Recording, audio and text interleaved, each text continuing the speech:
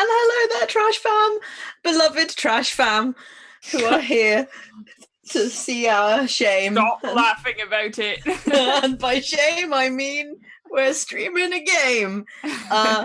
Mercifully, the weather is turning cool again, so Praxis now has tea once more. So this is a lovely sencha lemon blend that Sable got delivered to the house and that I stole because I really fancied some sencha lemon tea. That was just talking about tea just to calm me down from the giggles of earlier. I believe before we get rollicking back into the latest high-octane episode of Dragon Age Under the Sapphire Sun, we have a matter of administration to deal with. Some of you may have tuned in today because you knew that today I would be unveiling the results of the Patreon-only Trash Shot vote. I cursed every day that I called them trash shots because it's awkward to say and I hate everything.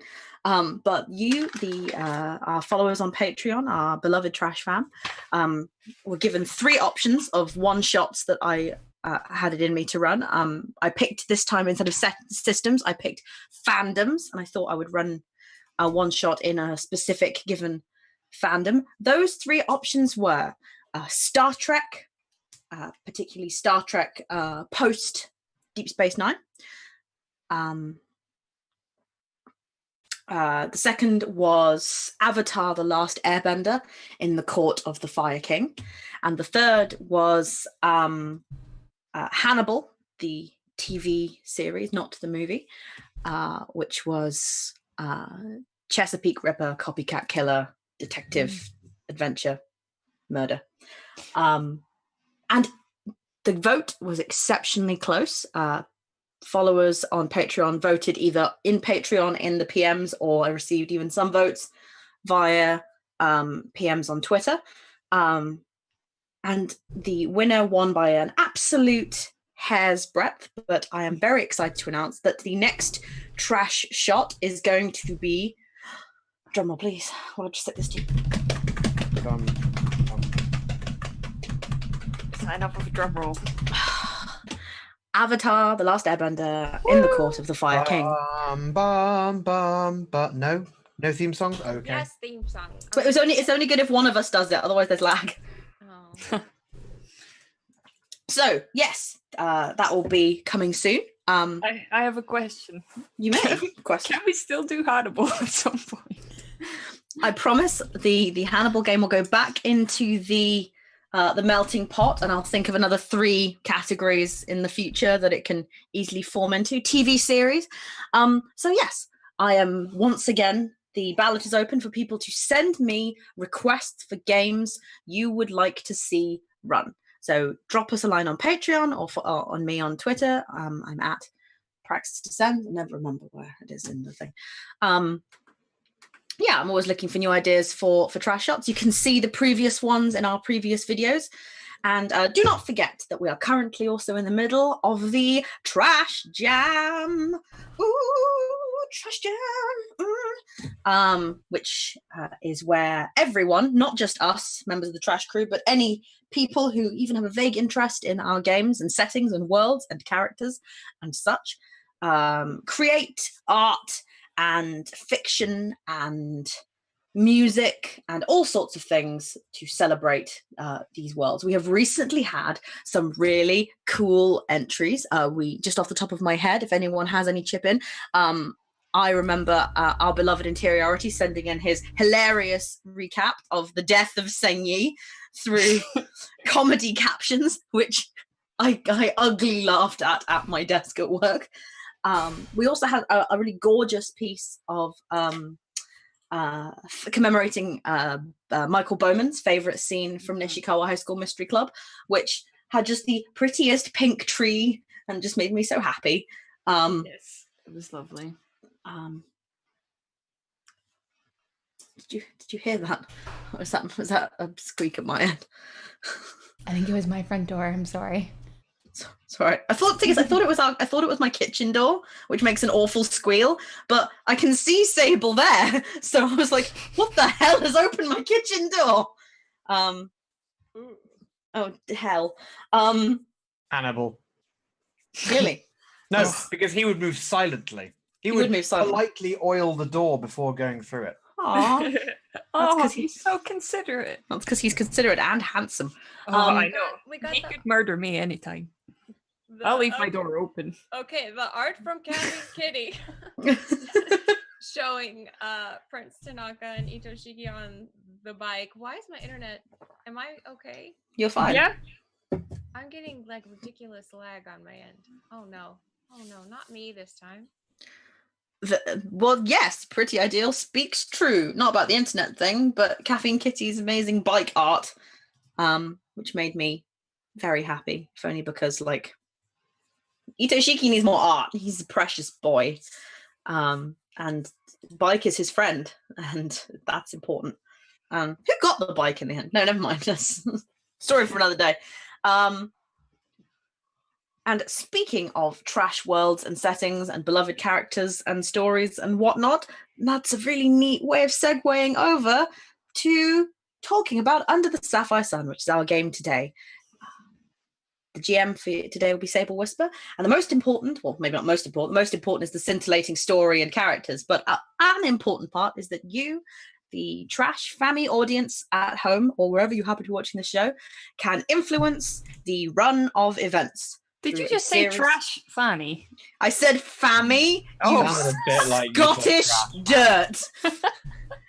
Trash Fanny. Fannies. Incrementally ruder in Britain than it is. It's much ruder. It's much ruder and funnier in Britain. Yeah, it's not fun. But it's cute over here. Like it's cute. Unfortunately, Sable and I, after watching The Death of Stalin, where there's an amazing moment where someone says, "What's going on, you fannies?" But as he opens the door, it happens in slow motion, so it comes out, "Fannies!" And it is the funniest thing in the whole world. So, you trash fannies. That's what you're called now. All That's of you. what you're called. Never let Praxis name things. What have we learned? So, moving over to Sunny Kitty, who's going to dig me out of this hole by telling you how you can help or hinder the plot of the game. And she will do it without any sort of profanity, gentle or aggressive or otherwise. Well, shit, fuck. Oh. I nearly said the bad one. We'd have gotten banned. I'm so sorry. We would have been kicked off of Twitch. That's it. The end. You rude Brits and your terrible, terrible words that you call children. It's just... I remember that every now and then, and I just like tell out. Like my husband looks at me and he's like, "What's wrong with you?" And I'm like, "I just remembered what the Scottish people call their kids. Why would you call your children?" Not like You called individually. my kid that during Look the at the baby weeds. shower. Jack knows. Jack's watching this and goes, "I know what we call children." Okay, anyway, there are two ways that you can influence the stream. You can either hang out with us, watch, or don't. I mean, you literally just have to have it open. We don't judge here. But you do get trash bags. And with those trash bags, you can redeem them for minor helps or hinders, which have a direct impact on the game. You don't get to choose how that impact happens, so that is worth noting. But it's a very cool way. It happens. Like, it's just like magic. I don't know how the GMs, like, all of them manage it, because, like, I couldn't manage any of it, like, let alone with that. We drink heavily. That's was always my assumption. The other option is if you don't want to hang out and wait, or you want to have a bigger impact, or you have some money laying around, which you just wanted to throw at someone. I mean, it happens, I'm sure, for someone.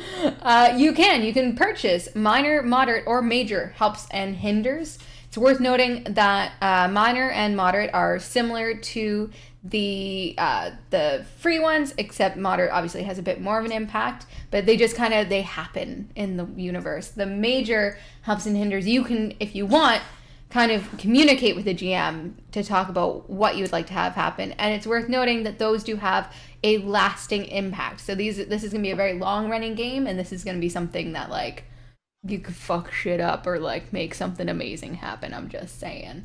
Make something amazing happen. Don't be a scaly squash dad. Don't make your daughter cry. You saying what happened wasn't amazing? It was pretty amazing, but I love that he also made you cry both ways. Like he gave you a happy outcome and a sad outcome, and you cried at both. I mean, if that's not my childhood, it's summed up. What's wrong, Sonny? I'm just crying. Are you happy? Are you sad? I don't know. Tears. That's my life. Hi. Your life is sad, obviously, Oh. because she cries a lot. Like You do cry a lot. I love you though. Crying. I love you too. It's just, I love crying, but it makes my eyes itch. It's just terrible. Makes my nose snotty, and I'm not a cute crier. Like it's not. No, you are. We've seen You you cry. are. You're adorable. Because those are mostly fake tears. You heard it here first. You faked it? No. I mean, oh no! Like I Was bottle any it of up. it real? I mean, I bottle it up because when I'm real crying, I like snot runs everywhere in my face, scrunches, and it's disgusting. So I just hold And it on- in. And on that bombshell, all my GMing has been a lie. We will, those are the helps and hinders. I believe that Sable and I run a slightly different ship, and he has all his moderate helps and hinders already set up and ready to go. So if you have the inclination to moderately help and hinder, then he's more equipped for that. Whereas I favor a minor help and hinder because I'm uncreative and like to just think up small things on the go. Apparently, things that have no emotional relevance to members of the party here assembled. Anyway, over to you, Sable. Remind us where the party are now. That terrible and depressing moment when you're just about to start running your fortnightly game and your iPad goes, "Don't forget to go to bed 15 minutes from now." Oh, fuck. Oh no. I'm not going to bed. Oh, I hope not. I mean, I could go to sleep. I could sleep. I'm exhausted, but I'm soon to be invigorated by this wonderful tapestry we're all weaving together. Oh. So recently, our fine heroes have returned from having been kidnapped. Why am I being bleeped? Hold on. What's happening? Who is interrupting this very important stream? Okay. Sorry, it's just because I've got all my windows shrunk, so I can't see everything as it's happening. They've returned from the unfortunate kidnapping of Effie by the thoroughly charming bandit Merlo Tiglis. And they have brought with them an elven mirror, which Iris informed them is called an Alluvian, and is an ancient artifact of some mystery. It seems to have responded to the Sapphire Sun in a strange way, so obviously the Inquisition is quite excited to find out what that might be about. And that was a couple of weeks that happened. And your time in Effie's case, particularly of recovery, has been fairly quiet. Val Marcio isn't usually a hive of activity. Even so, the world outside of your small port town continues to turn, and the world of the Inquisition is turning. Most recently, you received word that a holy bull has been issued by the Divine that certain rights enjoyed by the Templar Order have been rescinded for the duration of the Sapphire Sun event. I don't think they say crisis. I think they probably just say problem. Problem as in it's a question we haven't yet solved. Some of them were sort of fairly natural changes, like the ability for Templars to just find an apostate mage and go, "Yep, off to the circle with you. Come on, sunshine." They can't do that anymore. They have to go through the Inquisition first. The Inquisition has to go, are you useful? Can you pitch in? But there is one change to the rights and privileges of the Templar Order that, obviously, because some of you are Templars, some of you aren't, some of you have a stake in this kind of thing, some of you don't. Before we get on to the sort of the main substance of the session, I just want a sort of a scene between you just after breakfast. And this is the day that you found out that Divine Gloriana has removed from the Templars the right of annulment.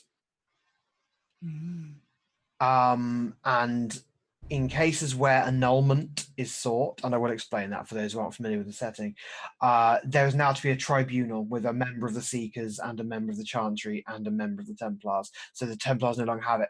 And for those who aren't familiar, the Templars' primary function is that they are the guards of certain places called circles, which are where the mages of Thedas are collected and monitored so that they don't go nuclear, which is a distinct possibility because they are connected to the faith.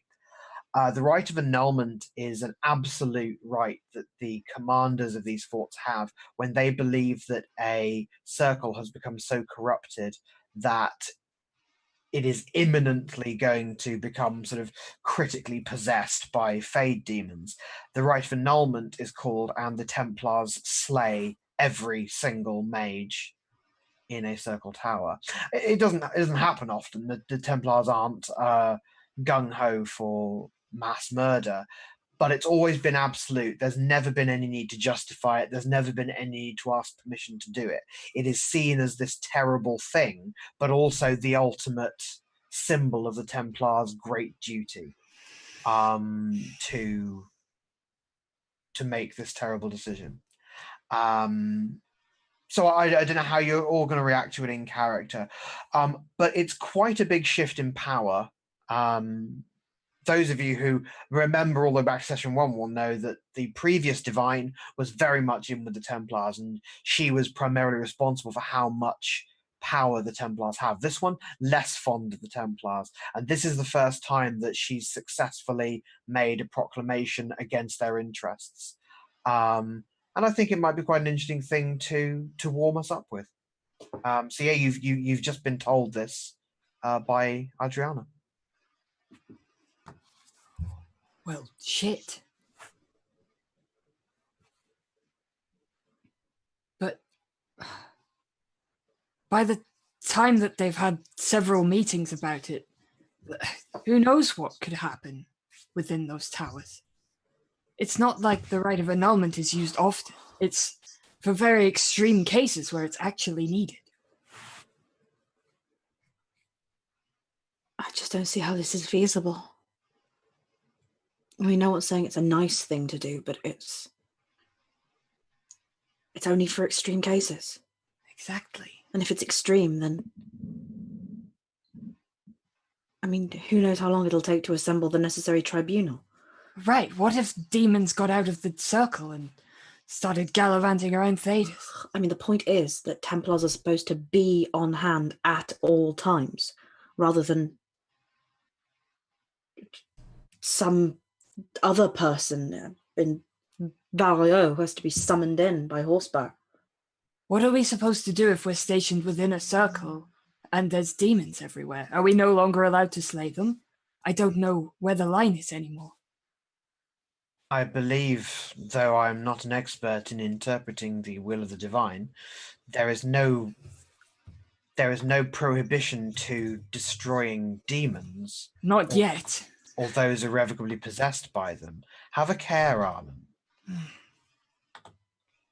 I think it is merely to preemptively slay. I am not necessarily defending the content of the proclamation, only that it is a proclamation from Most Holy. We must remember that the divine is surrounded at all times by experts on theology and philosophers and experts on divinity, I'm certain that this decision has purposes that we do not know. I just don't see why. It just seems like a dangerous precedent to set.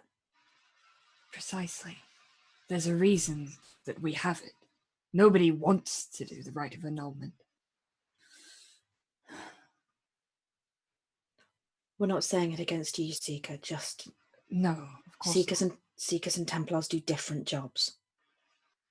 If she wants to make all the Templars Seekers, then make all the Templars Seekers. Yes, I just need to know where I stand.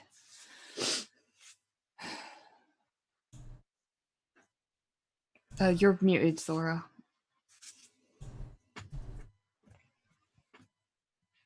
Sorry if we've been ignoring you. I haven't been looking at you, so I didn't know. Can you hear me? Yeah, I can hear you now. Okay. No, because I had to keep muting because my kid was screaming. Oh no. You're still killing demons if you find them. Just maybe making sure they're actually demons before, your sword gets drawn. We don't slay mages, we slay demons. Exactly. We protect mages. You still are slaying demons. That hasn't changed. The point is, if they're going to start changing actual core tenets of what it is to be a Templar, where does this stop?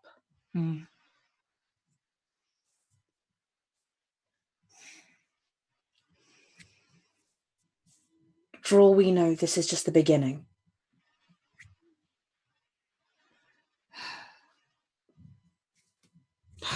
I just worry about corruption between circles. What if a corrupted mage gets out and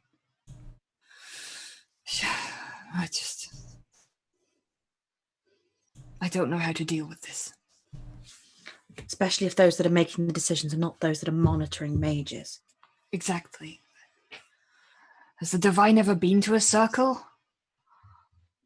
I don't mean to speak ill of the Divine, I apologize. Obviously. I mean, for all we know, this could be worse for mages. The decision won't be made by the people that are nearby, that know who they are. If Effie starts acting strangely, we are the ones that recognize it, not some expert from 2 cities away that's been brought in who just passes judgment willy-nilly.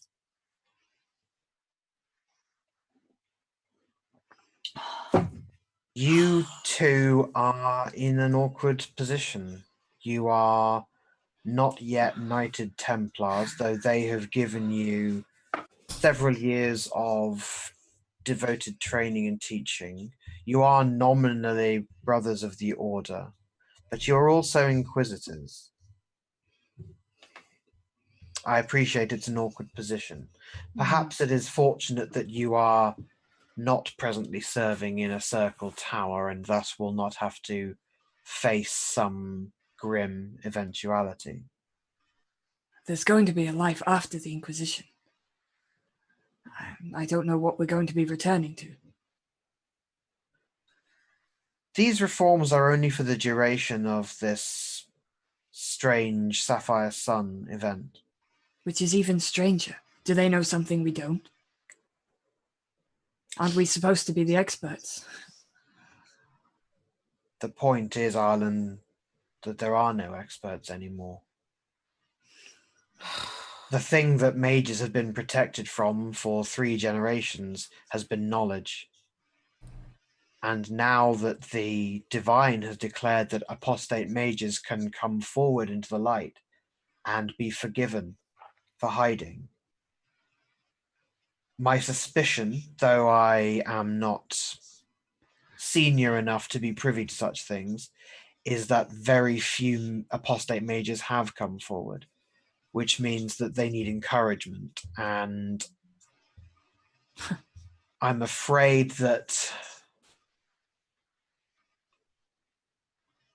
with all respect to the Templar Order, it has not become an encouraging presence for openness. Which is no reflection on the 2 of you, of course. They're neutering us. I think they are peace bonding you for now. But no divine would ever underestimate the importance of the Templar Order. Even if her inclinations were to do so, a divine, of course, has the authority to issue these proclamations without consulting anyone, but I do not imagine that is the case here. I imagine some very difficult questions have been weighed, and a very difficult answer has been come to. What I need from you all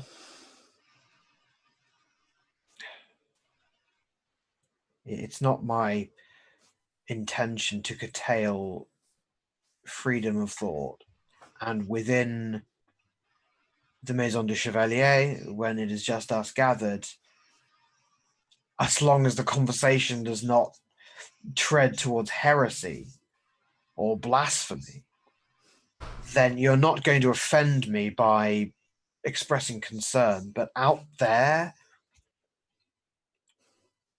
I would only ask that you show solidarity with the Chantry, Of course. regardless of your private concerns. Of course. Thank you. I apologize if I spoke out of turn. You spoke with passion because you are devoted to what you believe to be the proper course of the Templar Order. And I will never ask you to apologize for that, Armin. But we must remember that the divine was chosen for a reason, even if we are not privy to that.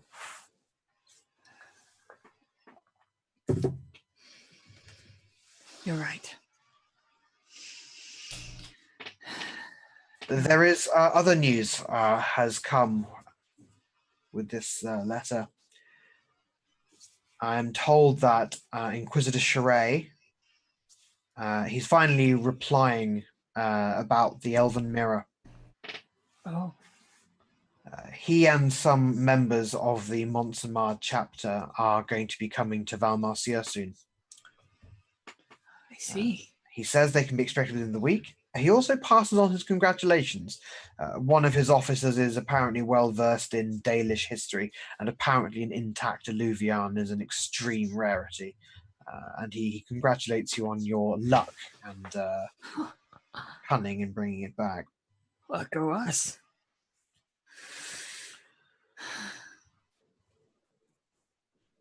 There's a loud, sort of almost panicked knock that you hear coming from the front door of the tavern. Shall I get it? Okay. You go and open the door, and you're greeted by a small crowd of very distraught-looking people. The person who knocked was Ciel, who you may remember is a tailor. The proprietor of Elegance itself, and you last spoke to Ciel when you were investigating the murder of the Dwarven Alchemist. You soon learn, and I apologize for burying the lead, but I couldn't resist. You soon learn what has distressed the townfolk so much. It is deeply unpleasant, perhaps for some of you even shocking. Uh-oh. A murder in a chantry. All of you, including Adriana, are led by the crowd to the chantry on Rue Saint-Adèle, where a couple of town watchmen are keeping the doors shut. Of course, they let you in without question. Those of you with cooler heads might notice. In fact, actually, yeah, those of you who are sort of, I don't know, have a broader eye on the situation, maybe. Make a perception empathy check. Is this for the church or the crowd? Empathy implied crowd was all. It's for the watch. It's for the watchman. Okay. If it's people, Tiernan won't roll. He's Yeah, that's right. Yeah, yeah. He's looking at the building, not the people. Yeah, exactly. I got a 15 with a 5. Whoa. That's a sound I made. So. Oh, wow. Whoa. Whoa. Mine was a 16 with a 1. Ooh. 13 with a 5. Okay. So I think this is something that I know you didn't roll, Lizzie, but I think that it's something that Tiernan might have noticed in less distracted situations. And it's probably something that doesn't register too much in Arlen's head. But those of you who aren't kind of right, to their core shocked by this, there's just a subtle thing when you approach the watchman and they go to let you in. It's Adriana they look at when they step aside without being told to. And when you first arrived, it would have been Tiernan and Arlen in their Templar armor that they looked to and stepped aside without being told to. And it's not necessarily telling you anything interesting, but it is noteworthy that Adriana, who is known now as a seeker, has garnered a certain amount of authority, which is in part testament to you all. I mean, that's not about Adriana going around being a badass. You have all, as Inquisitors, made a mark on the community here. Adriana stealing our glory. Mhm. I just got like a huge sense of pride. know. I think that's my girl, and I work for her, and she's awesome, and I'm with her. I love that that's pure Inquisition versus Templar Inquisition. We're like, excuse you? Excuse me? You are allowed in to the chantry, and the scene that you behold is one of carnage and chaos, which I am going to be describing quite vividly. So now might be a good time to make a cup of tea if you'd rather not hear that. We'll In wave our the hands shop- when he's done. So you Yeah, can, put your headphones I on. might go actually. I'm gonna go make You some don't want more to. tea. You don't want Am I to the only one that leaned in like give me go on. I want to know. Yes, but you've already expressed distressing serial killer tendencies. So, pews in the chantry have been disturbed, like as in lifted away or overturned. And 3 bodies lie in a large pool of glossy, semi-dried blood, all towards the front where the altar is. 3 bodies in the white and crimson cassocks of clergy. One of them, the revered mother herself, appears to have managed to back herself against the altar before being slain. She has been cut open at the gut and impaled through the heart. The other 2, a junior mother and a sister you doubt to be more than 20 years old, seem to have been more straightforwardly and quickly cut down. Adriana leaves the investigation to you while she goes immediately to a nearby chantry to find help from there.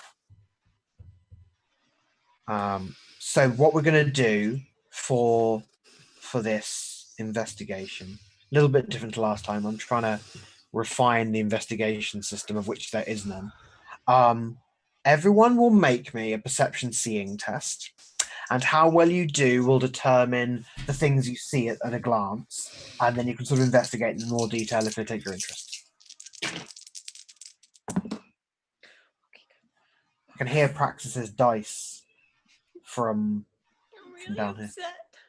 Oh, I have angry tears. I'm blinking away. It's really hard. This is. There really is no kind of way of getting around how shocking it is. I think all of us would have had like a visceral reaction to it, and Oh yeah, like, I mean, Arlen would have immediately like put his hand on Tiernan's shoulder, like, fuck. even Iris and Thora, who weren't raised in the chantry, Well, yeah. They have people who in their community who are the equivalent of clergy who keep the ancient law and things like that. And the idea of that is absolutely appalling. Of course, Effie was raised By a chantry mother. raised in a chantry hospital. Yeah, no, I mean, there's no getting away from it, and it's the whole place has just been overturned. Also, the straightforward visceral horror of 3 unarmed women being butchered. Oh, no. Yeah, it's still a murder. Yeah, absolutely, and I think as well, it's I think that Thaddeus, because it's a modern setting in that it was conceived of in the modern age, is much less patriarchal than fantasy settings have been historically.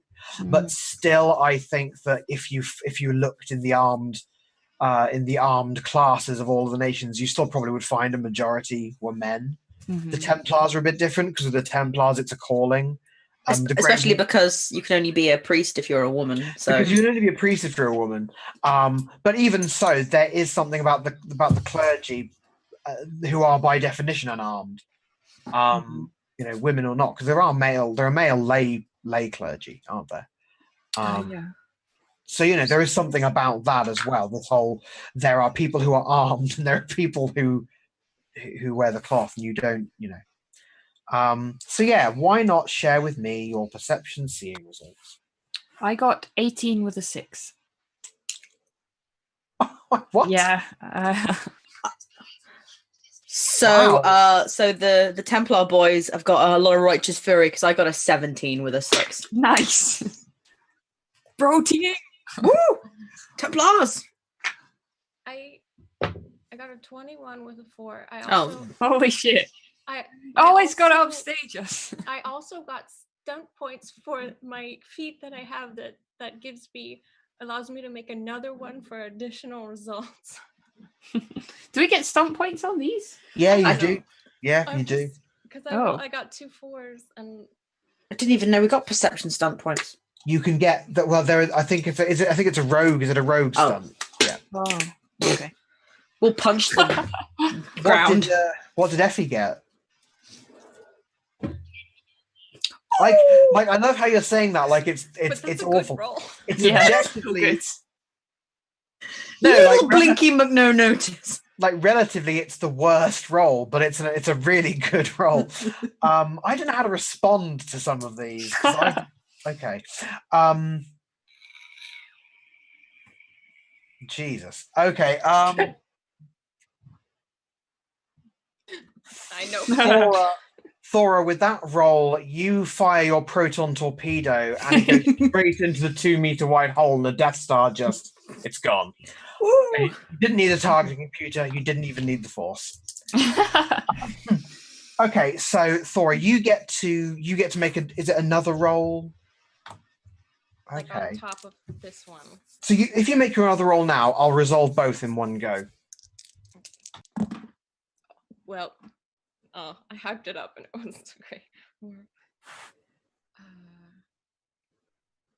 13 with a 1. Okay, nice. So Notice how she said that wasn't so great, but earlier she was like, "Oh no, Sonny, you did great. That was a great roll." Nice. So, this is what you get, Thora. You're sort of seeing this scene of the pews having been overturned and sort of dragged around, and it certainly looks pretty chaotic at first glance. At second glance, however, you do see a particular area where it looks like the pews were specifically dragged away from a spot on the floor. You also notice that there's a door behind the altar, and the lock has been burst with severe force. Arlen, you spy that the altar, which bears the statue of Andraste, seems to have been slightly rotated. It's not quite lined up properly. Interesting. Tiernan, you see that there are bloody footprints leading from the scene at the altar straight towards you, walking towards the front door. And Effie, you are particularly. Your eyes are drawn to probably the first thing you noticed when you came in here was the carnage, and it's difficult to make yourself look. But there is something almost forensic about the healer's eye when it sees something like this. And the thing that you get, Effie, is that the bodies are all close together. There might be something interesting there. There might not be. And what you all see, and Tiernan, I will ask for a cunning religious law. Well, anyone who's got the religious law focus to make me a cunning religious law.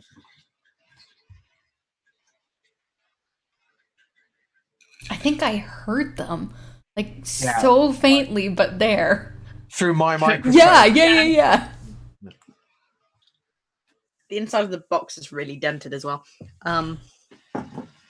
I've forgotten entirely how to play this game. For focuses, it's just +2, isn't it? Yeah.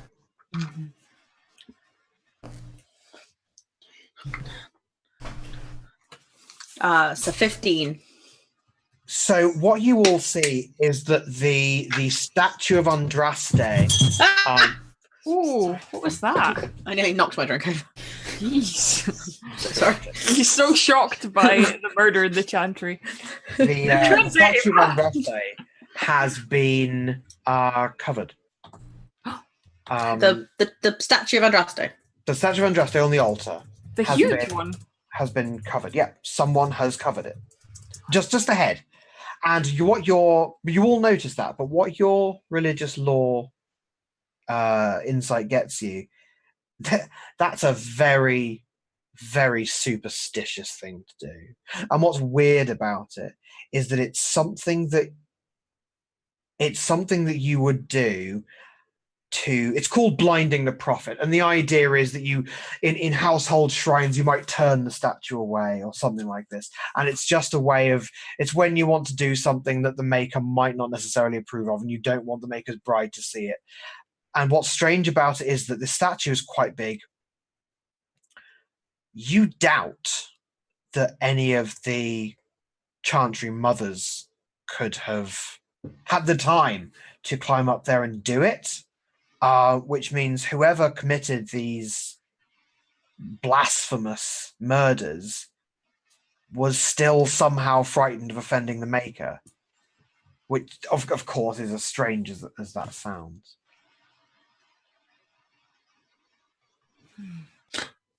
Probably what that translates to is everyone is looking around at actual clues and bits and pieces like that, and Tiernan's just stood looking up at the statue of Andraste. So I guess I'll just go. Who's first? Who has something they're particularly intrigued by in this scene and wants to look into it? Well, the altar being rotated is weird because it's pretty heavy, right? Yeah, like, it's not something easily moved. No, it's absolutely not. It's not a stone altar. It's a very heavy wood altar. It's not rotated by much. Like I think what you noticed more was the slight asymmetry of the scene. Right. And when you go over it, you can see indeed there are bits where the floor is, a bit dusty around and it's been rotated. But it would take at least 4 strong backs to heft this thing more than a couple of inches. It looks like someone's sort of given it a go. However many people there were here have given it a go and gone, no, it's too much. Which is weird because, like, what were they trying to steal it? Like, Arlen's going up to check everything about this altar and, like, why someone would try and move that. That's really weird. Yeah, it is. It's intensely bizarre because, as you say, they haven't tried very hard. They've literally rotated it so it's a couple of inches displaced from where it would originally have been, and then they've stopped. Either because there weren't enough of them or whatever. If he has to walk past any of the bodies, he's going to like bow his head and like be muttering chants under his breath because this is the worst thing he's ever seen. Like, yeah. I mean, he's The- seen some pretty dark shit, but who kills the Chantry people? This isn't, and this is not.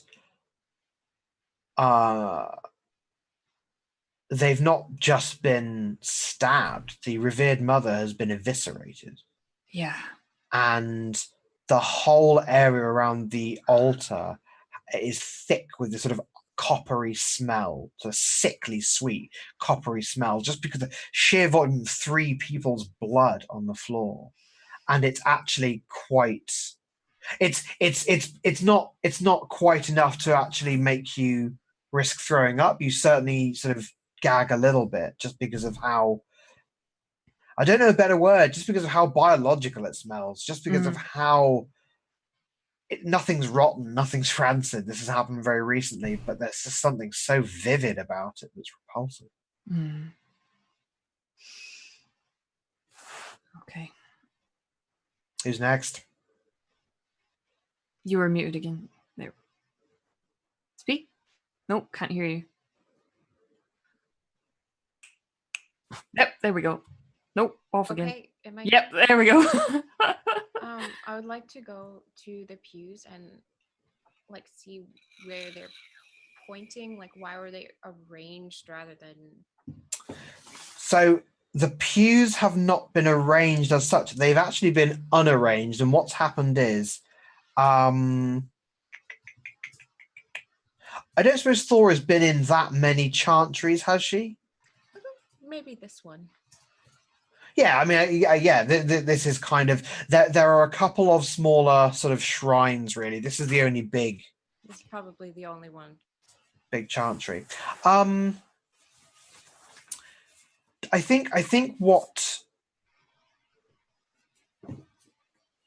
you don't notice the first thing that's unusual about it just because of your lack of experience with chantries, but you do notice that the pews have been all sort of displaced from an area. Now the pews all over the chantry have been overturned bizarrely, but there seems to be like this gap created, and you go there and you can see in the stone floor there is actually a wooden trapdoor, like a cellar door.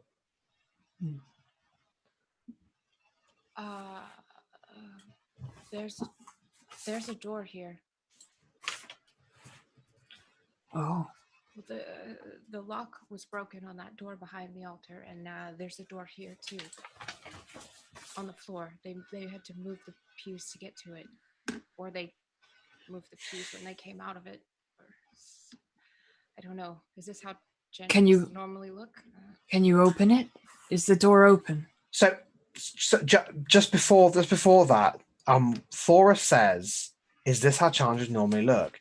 And those of you who are more accustomed to chantries realize, well, first you go, well, no, obviously chantries aren't normally upside down, and but then you realize what Thora's actually asking is there normally a trapdoor here? Are there normally pews here? And you realize, of course, there aren't. A normal chantry is arrayed with an aisle leading to the altar. This chantry didn't. You remember, you've been to services here.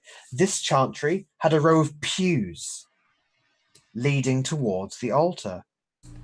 Pews which were or would have been on top of this cellar door, where normally there would just be a carpet or something leading from the front to the altar, which would presumably cover any necessary cellar doors. Nothing particularly funny about a chantry having a cellar, but it's strange that in this case the door was not just covered by a carpet, but also concealed by rows of pews.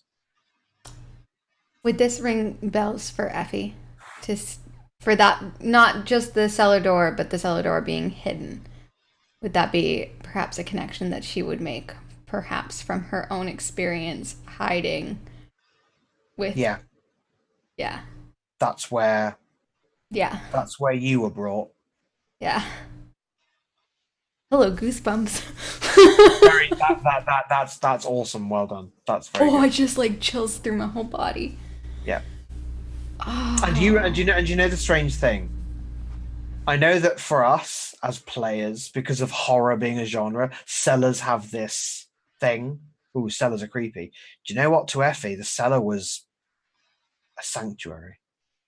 When she was shown that she'd be hidden, and that on pain of death, the Chantry mothers who took you in would never reveal that you and the others were down there. That door was your threshold to a place you'd always be safe. So it's possibly looking at this as a bit different for Effie than it is for the others.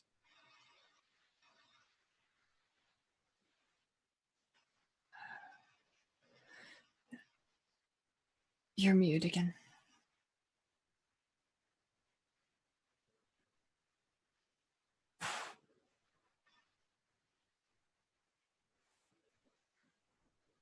I don't know why this is happening.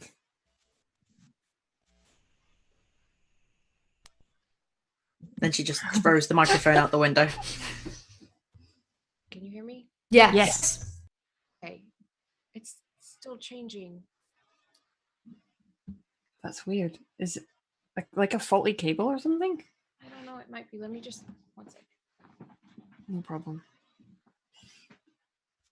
Should we go to someone else? Yeah, that's yeah. Is there anything else anyone wants to look at? So Effie wants to examine the bodies. I think there's two separate considerations that she's got going right now. The first one is that they're really close together. And so for 3 people to be killed that way, either it was multiple killers that took them all out at once, or they've been moved. So the first thing that she would be looking for is there signs of the bodies being moved and repositioned? So that would be things like blood smear or blood having pooled somewhere other than where their bodies are, things like that. But she's also looking at the fact that the mother has had so much more time invested in her. Like, very clearly the other 2 were likely just they were there and you couldn't leave witnesses, but the mother was the problem. And after seeing the trap door and the way that it was hidden, she's now thinking back to her own Chantry mothers who she knows would have died for her. And the fear in her mind is that they did die for some mages, and that's awful. Oh my god, why did you break me so early? Together. It's working. Yeah, that's working. So we had a minor help from Janara. So I'm not going to make you roll for this because you've really just asked the exact perfect question. They were not moved after being killed. They were brought here in front of the altar of Andraste and put to the sword.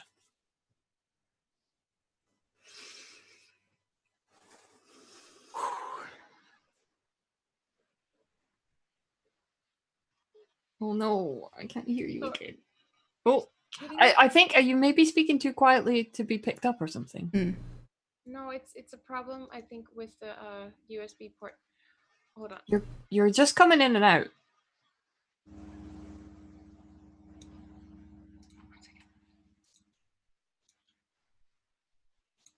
So cruel that we cannot hear her, and yet Sunny's cat is. I'm so sorry. Like, when I get really upset, the cats tend to glomp me. I thought it was a pigeon. No, I thought you had a sort of pigeon noises. She's Okay, is really this upset better? for me.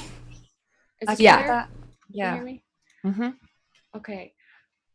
So Thor will be trying to open the cellar unless someone stops her. Well, I think when she said like there's a cellar or whatever, like Arlen, the next thing Arlen was going to say was like we'll have to look down there. Yeah. So as soon as she That's why he asked her to starts to open it, Effie's gonna whip around and be like, "You need to wait. Just wait a moment. Well, we'll all go. I just wanted to check No. if it can open. You need to be aware of what's probably or maybe down there. Might not be down there anymore. Oh my god. The longer that we sit here There waiting, might be mages, and not mages from a circle, but apostates. Well, they'd be survivors, and thus Not necessarily. They don't know. All they know is I was there. I was in a place like this, and the mothers promised to protect you. But if that's uncovered and they're either dead or injured or certainly scared, and you need to understand that they may not be in their right mind and they aren't going to know that we're friendly. Effie. I just don't want you guys to get hurt. That's all. I don't want you to go down and suddenly get a fireball in the face. No, of course. But if that is what's down there, who is down there, then they're going to be with the Inquisition now. And when we open that door, I think you should be the first face they see.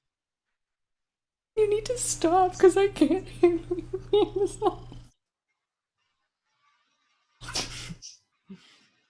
Okay. Just be careful. Is there anything else we can do up here first? Tiernan Tiernan's been stood watching the statue of Andraste this whole time. Sable, what did they cover the statue with? It looks like they've sort of. I tell you what they've done. They've actually torn a good half of the altar cloth, and done it with that. All men are the work of our Maker's hands, from the lowest slaves to the highest kings. Those who bring harm without provocation to the least of his children are hated and accursed by the Maker, regardless of what they seem to think. How could they commit such atrocities and yet still think to cover them from Andraste? Whomever has done this believes that they are doing the Maker's work. This is sick.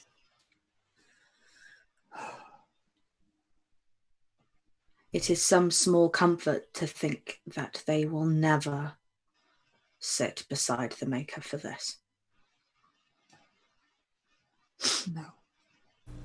And we're going to bring them to justice in this world. But if there are mages down there, Effie, you shouldn't go first. If they've fallen to demons, then you will be at risk of possession. Sable, I have a question out of character that I think would be very useful here. I would think that if you have a network like these Chantry mothers had of protecting apostate mages, there'd be, like, safe words feels like a silly word for it, but maybe specific, like, parts of the chant that could be said to show that you were friendly in case something like this happened. So the problem is that although it has been in recent years increasingly common for families who come to realize that one of their kids is a mage to try and find a sympathetic chantry to send them to. The reason that there isn't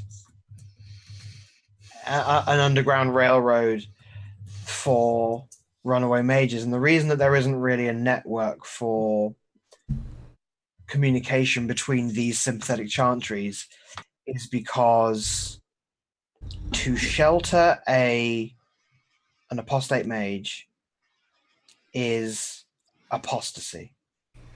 And you should remember that at the moment, proclamation of the divine or no proclamation of the divine, the Templars are all powerful. There are thousands of them. There has been no check on their power for decades. So I understand the question that you're asking, but I actually think that there isn't this network because you'd never dare. Sure.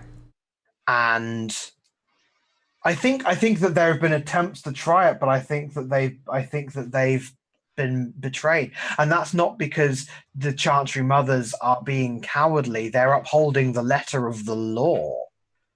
It's not about, the Templars are being tyrannical. Well, the Templars are only doing what the Chantries asked them to do. It's just that they are so unregulated in doing it that if you are hiding mages, you're not part of something larger, even though you know there are others like you. The mothers who took Effie in were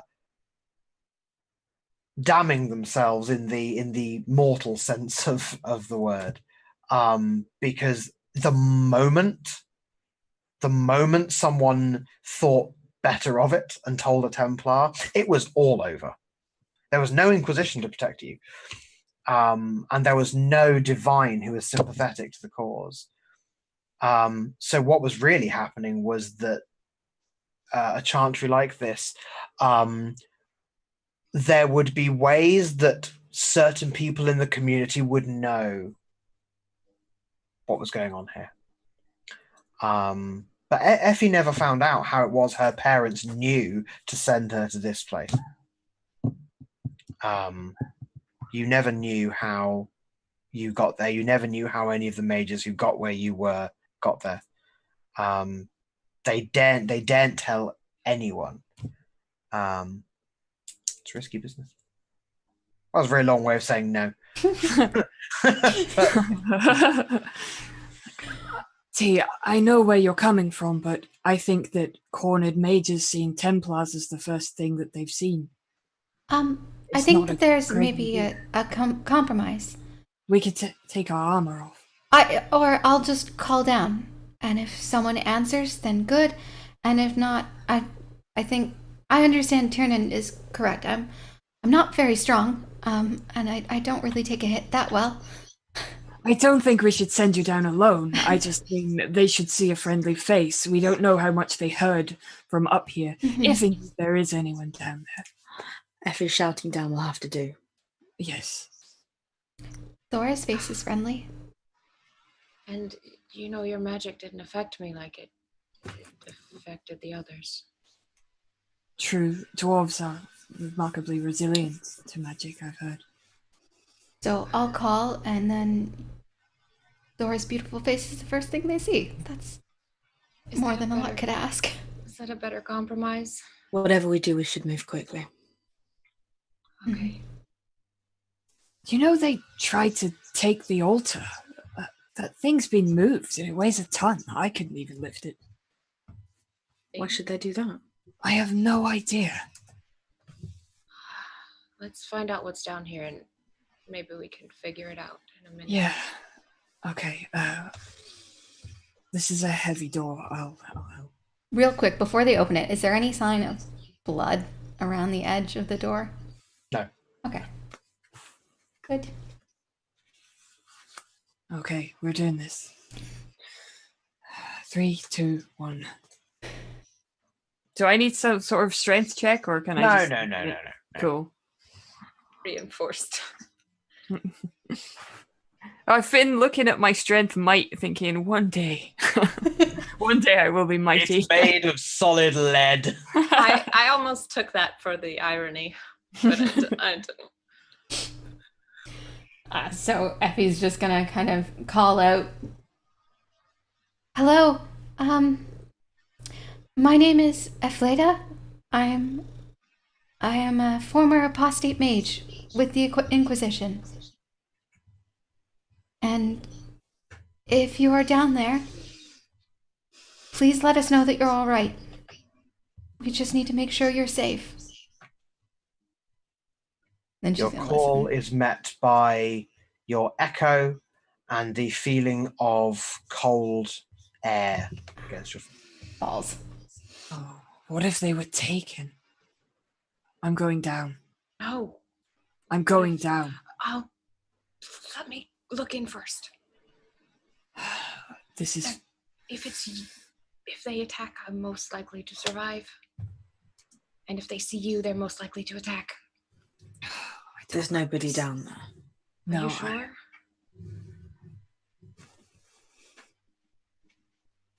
What man would step into this chantry, slaughter the chantry mothers, and then leave the mages alive and unharmed? They are either dead or they are gone. Then let me look for something they left behind. You go look at the altar. I don't know anything about that.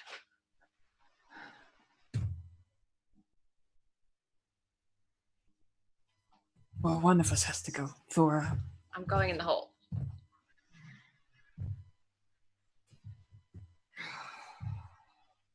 Can you see in the dark? Is that a thing, or am I just racially profiling you? It's all racially profiling me.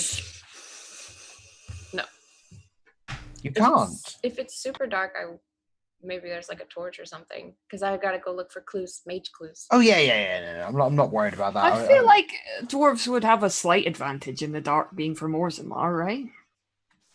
I think I'm That's just going. racist. Dwarves have dark vision. No, I just mean like not dark vision, but you know, they do wander about in tunnels. I mean, They do! That's what dwarves do! it's dim, but it's not Just I wander. mean, but you remember Orzammar is mostly lit by lava. For some reason, that's fine. The air Yeah. is perfectly breathable. Don't worry about it. Yeah, it's not right. They're not all sweaty messes all the time. When The you have dark secret of Orzammar is it stinks. yeah, there's no oxygen. I'm not worried about your light source. I was really just asked for flavor, really. Make me a perception searching test. Is that okay? Is there a different one between searching and seeing? Yeah, seeing is more passive. Searching is when you're sort of investigating more closely. I have investigation. Let's see.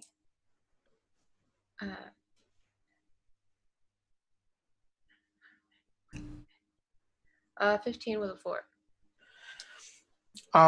So the cellar is largely empty. To your relief, there are no bodies, no sign of bodies, no blood, nothing like that. There are a few things that you do find in your search that seem to corroborate what Effie was saying. What you do find is on a far wall, there's a wooden pallet leaning up against the wall. When it comes away, you can actually see a hatch, which swings open fairly easily, and you feel a breeze coming from it, and it's leading into a dark tunnel. You find a crust of stale bread, and you can see from the way it's been eaten. It was eaten by people mouths, not vermin mouths.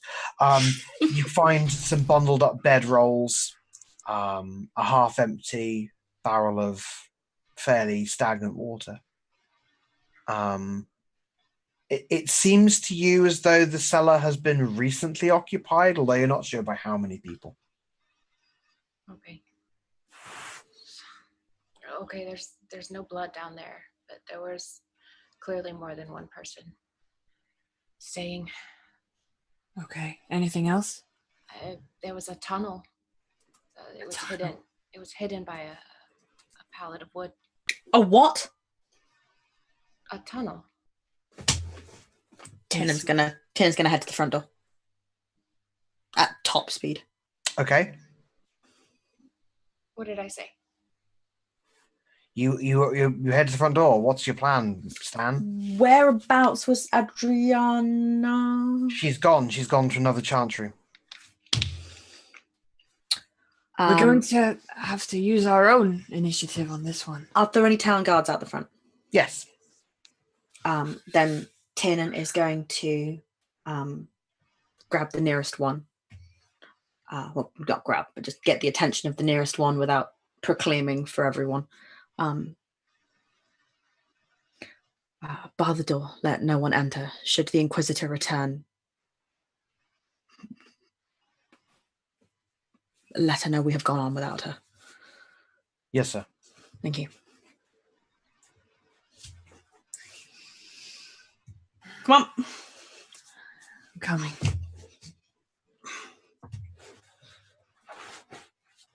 If there's another exit, we lead with that next time, Thora. There's another exit behind the altar as well, though. There is indeed. But that is clearly the secret way out, is the point. Yes. If they heard a scuffle up here, I imagine whoever was down here would have bolted through that tunnel. Yes, let's go. Okay. Unless you want to go the other way. But we could split up, but I think It would be better if we all stayed together. Tiernan has a point. We should go. Effie, how are you doing?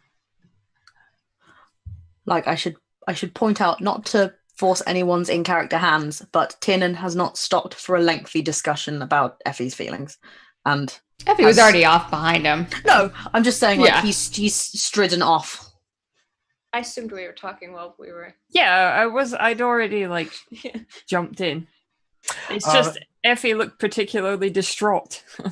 That's just her face. It could have been her pantry mother. I was being a good Templar, you know. She's just seen the probably the worst scene of carnage she's ever seen. If there was a time to turn into a demon, it would be now. Yeah. You all go down the tunnel. It's not very spacious. Certainly Arlen is bent double trying to fit down here. It's long. The air is actually relatively fresh. Which is quite interesting.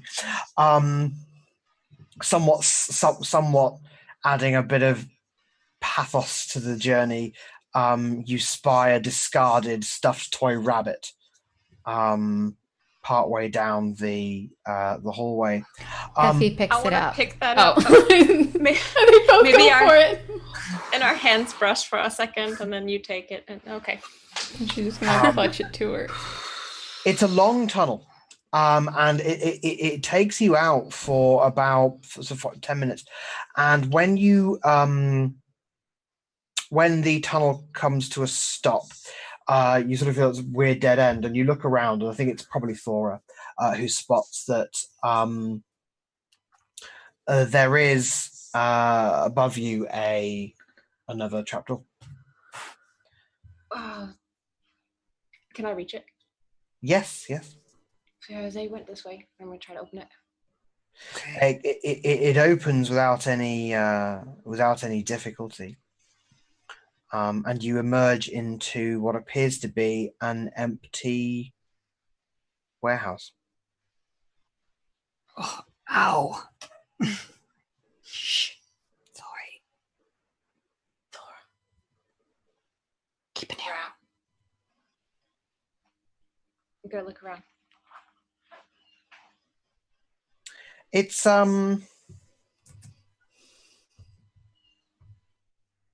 completely devoid of anything particularly interesting. What you do notice, though, is that there's an upper level to the warehouse, and it's got one of those mad, baffling doors at the top where you can load cargo onto a taller vessel. So under the cover of darkness, you could very possibly smuggle people out of this warehouse without too much attention being called. But there is no one here presently, and there are no signs of violence or occupancy. If they came this way, then they got out fine. There's nothing down here. You can come up.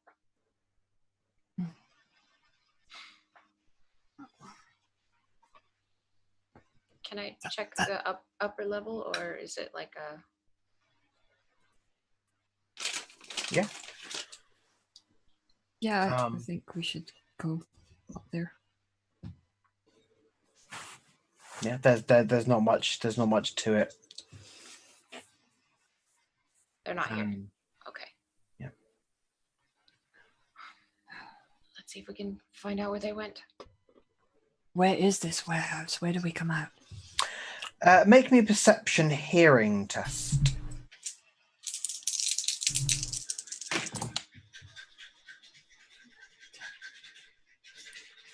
All right, you're doing it on purpose now. 12 with a 5. 19 with a 6. Blimey. Not Thora. I have nice stats exactly for this and nothing else. Okay.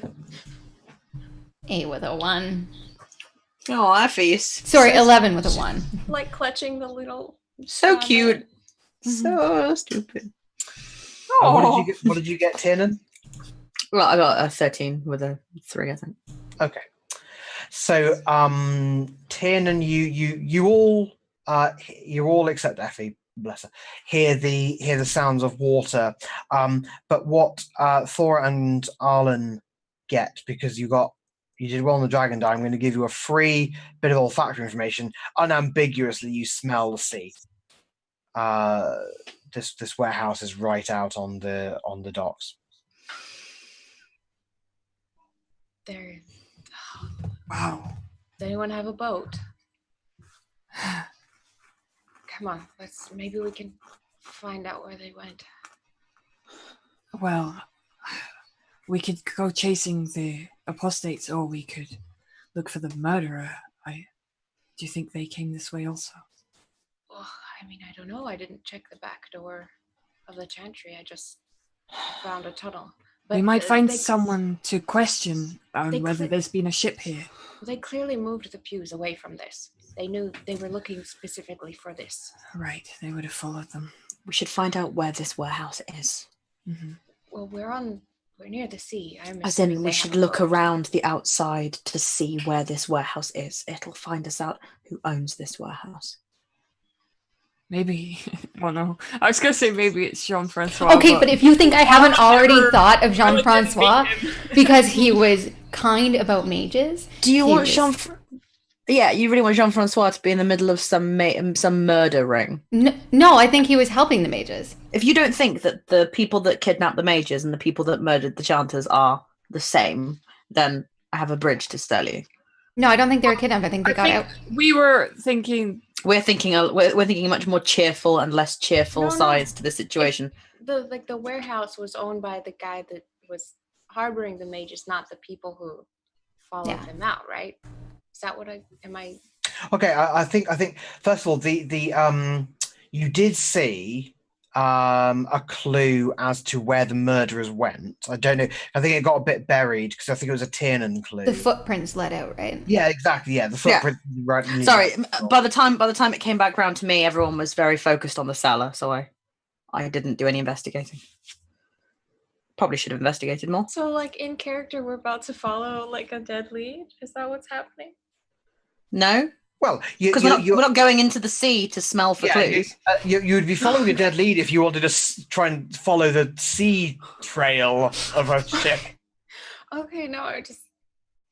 Well, actually, we all know that when a ship travels across the sea, it leaves a dotted line behind it showing it's exactly. That's true. It's usually red.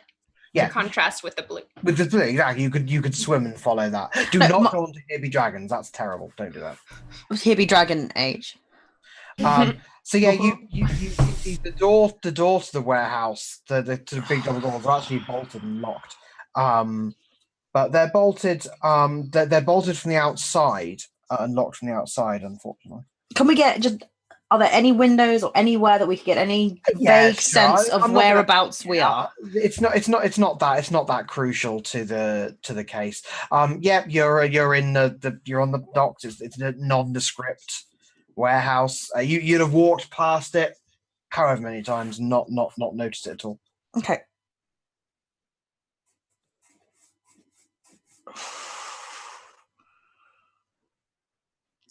Your princess is in another castle.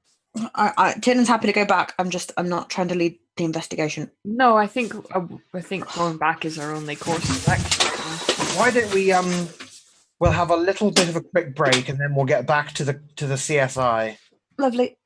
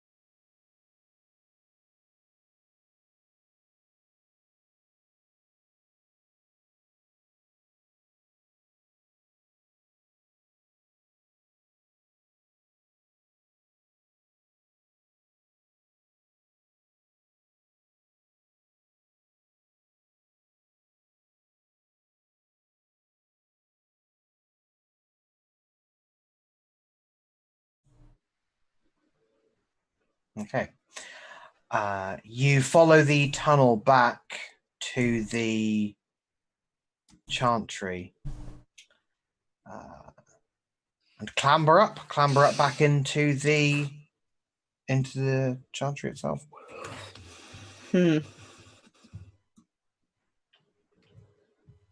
Is Adriana here yet? Yeah, in the time that you went there and back, she's sort of arrived with a mother from one of the nearby shrines, who's not having a very good time. No. As you can imagine, it's not a massive community, and they all know each other quite well.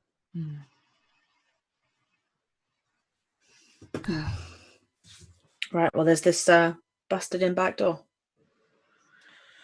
Yeah, it is busted in. It leads to a sort of a stone spiral staircase. You get part way up it before you realise the quality of the echo of your footsteps, and you realise you're going up into the belfry. Was the door busted in or out from the chantry? It was busted from the chantry side. Is it worth checking out? I'm gonna go. Yeah, You can't go alone. I'll go as well. I'm arguing with you. Yeah, you climb up there. I think the picture that you're getting is that the busted in belfry door is actually telling the same story as the shifted altar, which was that whoever was here searching for this mystical cellar full of mages didn't know that it was a cellar, or didn't know where the entrance to the cellar was. I see. That makes sense. Well, nevertheless, if there was anywhere where they happened to be, there's a chance they could have left a clue as to who they are. Yes. Very true. Like any torn fabric on the splintered stairway, any... A monogrammed handkerchief. Which is never helpful. Monograms are never helpful. Never helpful. So, Jay! What could Jay mean? Was there... Going back to the footprints that Tiernan found, was there anything sort of unique about the footprints, or were they just standard footprints? Marlon would be asking Tiernan this.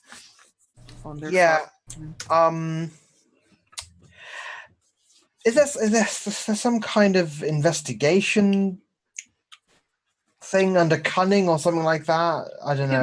Might Research. Be some sort of Actually, do you know what? You have a minor help. You have minor help from Basil. So Cunning evaluation, I have that one. I think that's more like what items are worth. Yeah, that's more like an appraisal. That's fine. I'm gonna give this one to you because That's a boy. Again, you're asking the right questions and you have a minor help.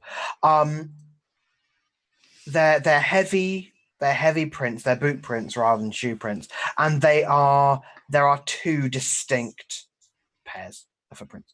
This was all perpetrated by two people, and the fact that the trail of footprints goes from the blood in front of the altar straight out the front door. Killing the Chantry mothers was the last thing they did before they left. And I don't know why, but there's something about it that really bothers you, and you realize on top of everything they did, they walked out the front door. They walked. They didn't run. They weren't in a rush. They just walked out of the front door. I think that's a realization Tiernan's going to come to. Like, he's walking through the process, like lining his footprint up next to the prints to see how big they were, and doing all sorts of misc checking. And he's going to kind of get to the front door. And like all the while, he's been assuming they've been running, but then we'll obviously realize that because of the sort of the heel-toe stride, they haven't been running anywhere. They've just been walking. And he'll kind of get to that realization at the door, and he's just going to stop.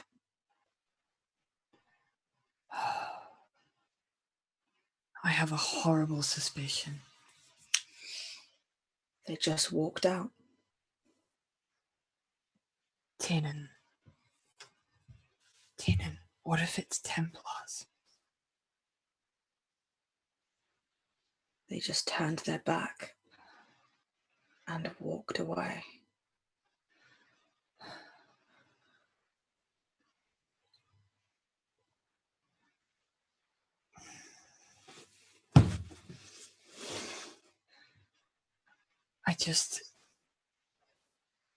What if the note this morning pissed off the wrong people?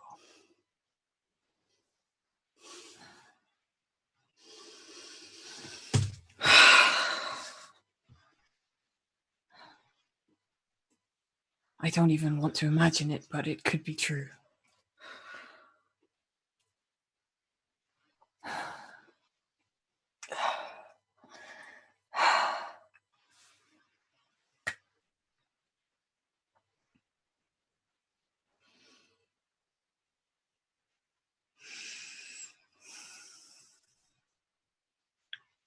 Well, we'll just have to find them.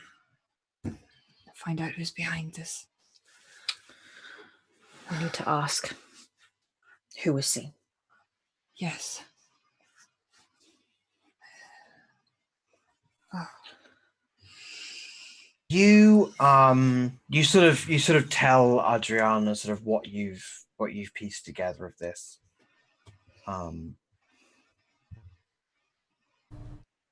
And she says, well, this happened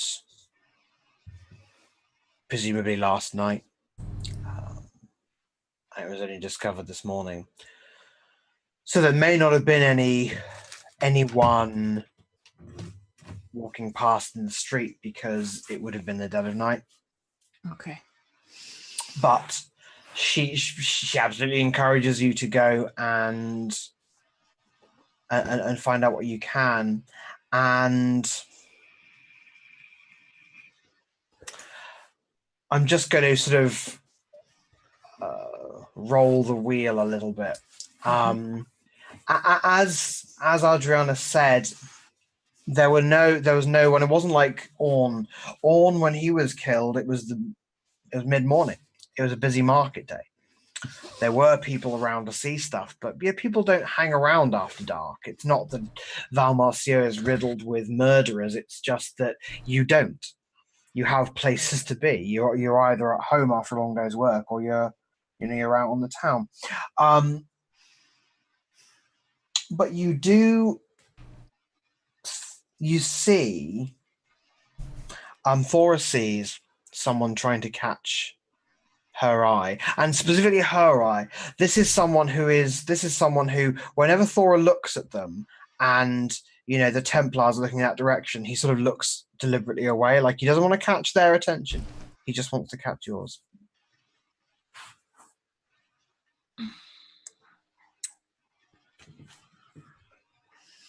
I need a moment. I'll be right back. Okay. And she's gonna kind of circle around, maybe. Yeah. And just kind of not beeline straight for the guy trying to. No, sure. Not be seen. You actually worry for a moment that he's chickened out. But you do find him. He has gone a little further away. I think when he became aware that you had noticed him, he backed off a little bit to allow you the opportunity to circle around him. He looks kind of frightened. I'm not gonna say anything. I'm just gonna stand and look away or at, I don't know, something else. Look, I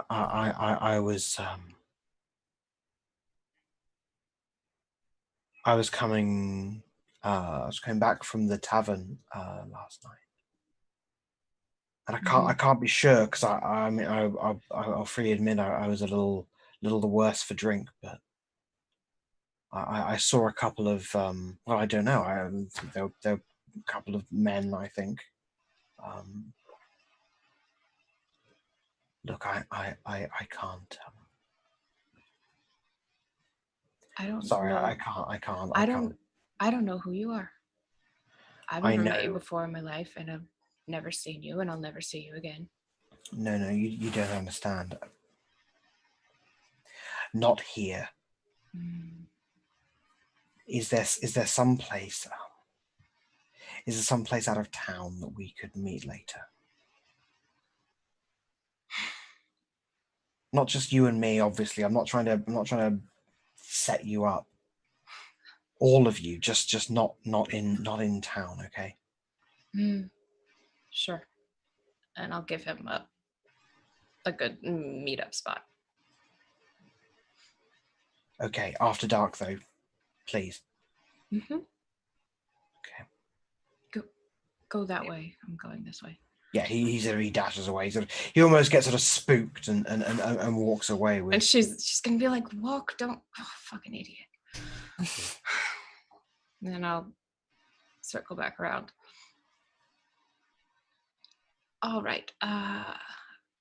Someone saw something. What? He wouldn't say, and if I were him, I wouldn't have said either. Not now and not here. We're gonna meet out by that one tree that everybody knows on the outside of town, just after dark. And honestly, I think he's just scared, and who wouldn't be? Quite right. No, this is a lead. That's good. That's good. Well, nothing's good right now, but you know what I mean. Who are these monsters who can just... Why? I don't know if we'll ever be able to fathom this. Because they're just as you describe them, Thora. They're monsters. They might carry symbols of authority, but they aren't that authority. They use power to enact cruelty that they desire, not what the power desires. And they don't represent the organization we suspect them from being from. I mean, we shouldn't. What I said, we shouldn't. Oh, Don't of say course. that to anyone. I'm hoping with my whole heart that I'm wrong. We need to go back before we say something we shouldn't. Yes. Yes, not another word of it here. Okay. Then we'll just go back to the if for appearances, would we have to go somewhere else to talk to someone else? Or what? Well, essentially, you're sort of you're sort of all wrapped up here. The sisters from all around Valmar have come out to perform the grim but necessary task of clearing up, shrouding, washing the dead, restoring the chantry. Adriana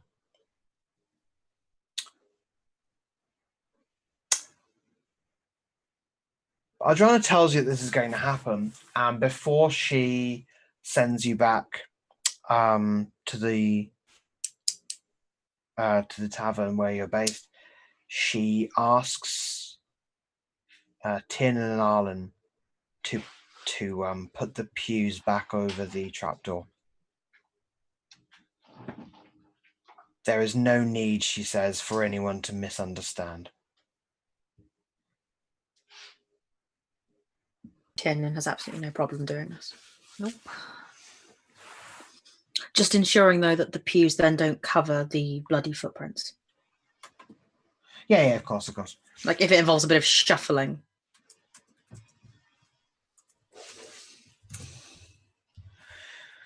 So you return to the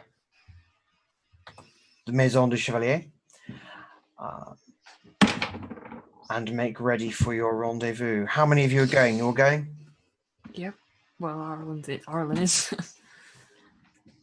Yeah. Effie as well. Just for simplicity's sake, we'll leave Iris behind.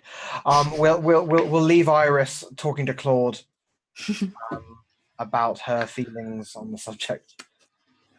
Will it be, sorry to put put thoughts in Thora's head. Would Thora recommend that the Templars don't go all a Templari? Yes. Given the nervous disposition of the man in question.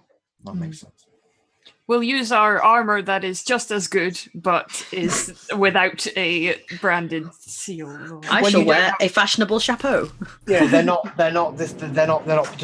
painted with the fucking thing. Yeah. You probably have because you probably just have tabards with the Templar symbol on. So We you turn our tabards inside out. just not wear those. Oh, Potentially. all that. Yes. Well, I mean, he wanted everyone to come. Mhm. I just, Yeah. if someone notices, Of course. it's best. Alrighty. So you head out to that one tree everyone knows. I think I want it to be a little more atmospheric than that, so I'm going to tag an aspect on this scene, which is that one tree everyone knows is at the heart of a cemetery, which is on the eastern road leading out. Well, look, it's got to be a bit dramatic. It's a midnight rendezvous, and I'm not having it just be a tree. Well, I Low imagine it as the Sleepy Hollow tree, just minus the heads inside. Low ground mist. Low ground mist. And they call it the Hangman's Willow. Because it's this tall weeping willow, and it has this one branch that kind of leads straight out, uncharacteristically of a weeping willow, and it conjures images of they used to hang people. Of course they didn't, but they used to hang people from it and so on. A little bit too bloody atmospheric, if you ask me. Yeah. Too rich of a tapestry have I woven. Can it have a name? The Hangman's Willow. Oh, did you say I was wrestling a child? That's right. It's not an excuse, and you know it. You can't keep using it as one. I mean, he pooped and now it smells really bad too. So Oh no! Oh, great. He's I think adding to We've the- all been there. I think Can I Pritchie just has have the woven too swan rich thing? of a tapestry. That is a bit too rich a tapestry. Look, so when I do it, it's not an excuse. When Pretty Ideal's got poop in her, then everyone's Right? gonna hear about it. But you see your nervous looking informant standing out by the tree, sort of gives a little wave to get your attention. There's no one around. He's not furtive. I mean, like, look behind and make sure there's no one else in there. Okay. Yeah, sure. Make a perception seeing test. No, I meant like just for. Do it. Make yeah, a perception sure. seeing test. For God's You are sake. the perception master, so you Yeah, might. And that was really great. I was 19 with 21 with a 4. Oh my. It's fine. Oh, and I got the stunt points for the extra roll if it's applicable. Christ. Okay. Someone take away her dice. This is enough. I'm This. only good at this. Okay, let me have it. I'm only good at looking around, the thing that we all do constantly. Yes, thank you. You think for a moment that maybe you see a shadow that's not quite on the level, but there's a lot of kind of dilapidated, broken gravestones and things like that around here. Nothing's moving in a suspicious way. So, Okay. do you approach the chap? Yeah, if I didn't see anything suspicious, Yeah. he's just a nervous weirdo. It's fine. So you didn't see anything suspicious, which is the first of two minor hinders that has been inflicted upon you by Luke. Not Luke! me. Not me, a different one. Luke! You're all bad. The second Luke is the new Mike. of these minor hinders is that I'm going to give one of your groups of enemies automatically ahead of all of your initiative. What? Are we ambushed? You are ambushed. Arrows Again? fly through the air towards you. We need to stop meeting in these weird places out of town. It's a At Dragon Age. some point, we'll learn. I want to point out the only Dragon Age game I've ever played with was Dragon Age 2, whose entire format was talk, fight. That's it. There was nothing else. All But we the didn't people- even do any talking yet. Well, I wanted to cut out the middleman really and just get straight to the moida. Oh, so we're rolling initiative.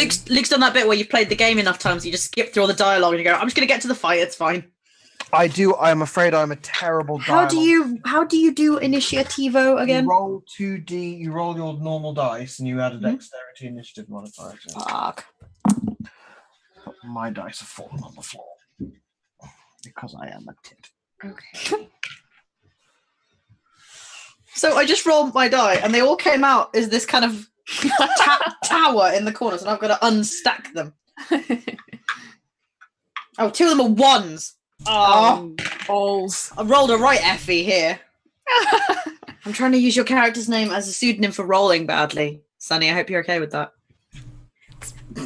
I've held true to my tradition as well. It's fine. Problem is that Tiernan is not the dex, and he's not the perception, so Tiernan got 6 on his initiative.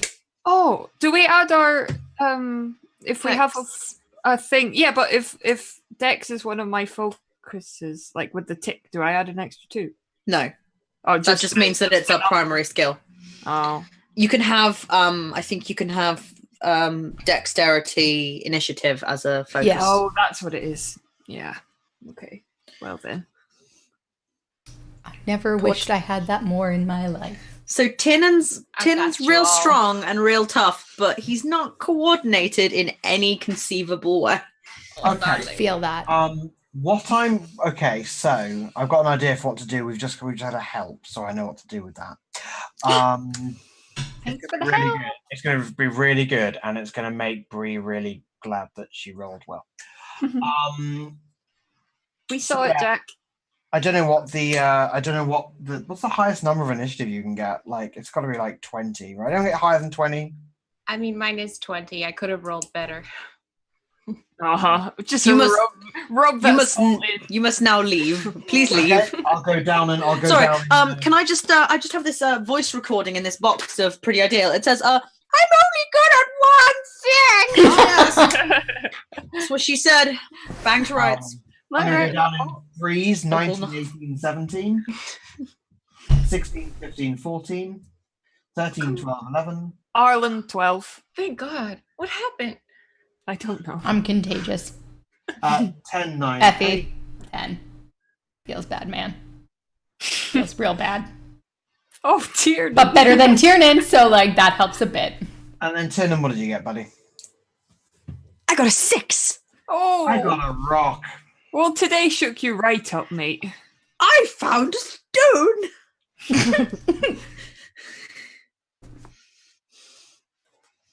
My poor boy. He's gonna get shot, isn't he? Oh. So what I'm going to do? Fucking deserves it. What I'm going to do is you're all going to get shot. But I'm going to have because although it was mandated that Thora didn't see the attack, I think there was something in the back of my mind that went, there is something super janky about this, and I think she just does this Jedi dodge out of the way of the crossbow bolt, so she's sort of automatically not hit. They get to go first, but they're only half as effective. I think that's fair. I'm so mad. However, Tiernan, you are also struck. Someone attempts to struck you. I don't know how struck you'll get. It is a number. It's a 16. Oh, that's surely a hit. Okay.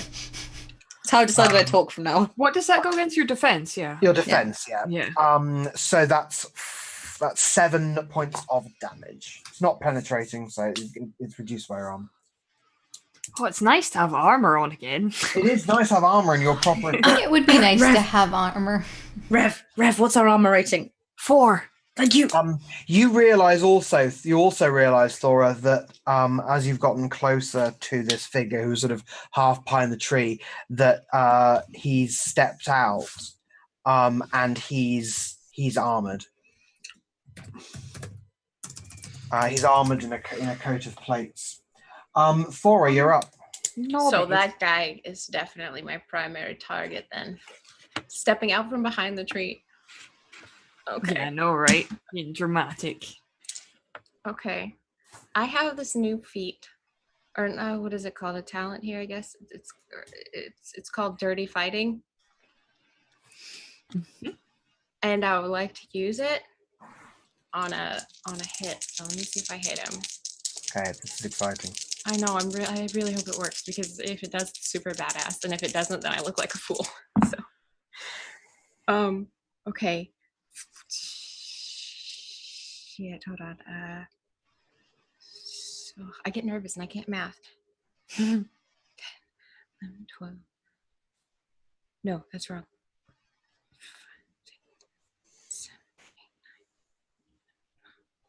14 to hit.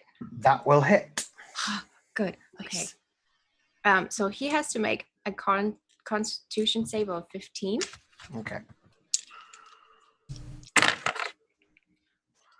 Please don't do it. Fail. He hits a 15 exactly. Oh no! Okay, then my doesn't hit. No damage. Shit. Arlen, the Oh old wait, I did have one stump point that I can't do it. Oh, I can rapid reload. Okay, cool. Cool story. Arlen. Yes, me. So two crossbowers have popped up from behind gravestones, and you can actually see that not too far away there are also two others who have got sort of these horrible cudgels. yeah. Oh, Could more I dangerous. Never mind. That's fine. Oh, on you go. Well, I'm saying even like I technically hit, and he didn't make the save for the ability, but could my stunt point still have knocked him prone somehow? Is that can it? I don't know. Can it do that? I mean, it's a stunt point. She's wangling. Are you wrangling? Is that Yes. something? Is that something one stunt point can do? Such a Is the point wangler. that I can did the knock him hit prone. Is the point? Did the attack hit though? Is the question. attack hits, but then it doesn't do damage. Is the thing. Knocking prone is 2 stunt points. Not for me. In which case, yeah, you can. Sweet. Okay, that was it then. Was it a melee? It was a melee attack. I take it. No, it's with the crossbow. Yeah, you have to. It's a melee attack to knock prone. Oh. You can rapid reload. I don't know how that helps you. But Okay, I'll just make sure I couldn't, just in case. I'm gonna write that down. Arlen. Okay. So, Arlen, I think the crossbow guys are more dangerous if we don't take them out because they can shoot us from a distance. So he's gonna move to them and attack and disarm them. Hopefully, pick your best crossbowman and I'll have at him. Fine. His name is Jean-Michel. Oh, of course it is. He's made bad choices in his life. It's fine. 8, 9. What's 9 plus 8? 17. 17 to hit. I'm pretty confident. Yeah. Cool. Yeah. What do I Have to be do? a ninja for that not to hit. 7, 8, 9, 13 damage. Oh, good God. Okay, yeah. He's very, very badly wounded. Possibly more than he's been paid to put up with. Now it's the turn of the armored dude. The armored dude actually charges straight. I mean, he just ignores Thor altogether and goes straight for Effie. Bastard. And brings up this longsword in a vicious endeavor. It's a no. It's 19. Oh, 19. Oh, Effie. Yeah. Yeah. Okay. So it's actually a pretty shallow hit. It's five points of damage. But as the sword comes away from Effie and he prepares for another stroke, you see blue sparks dancing around the edge of his blade.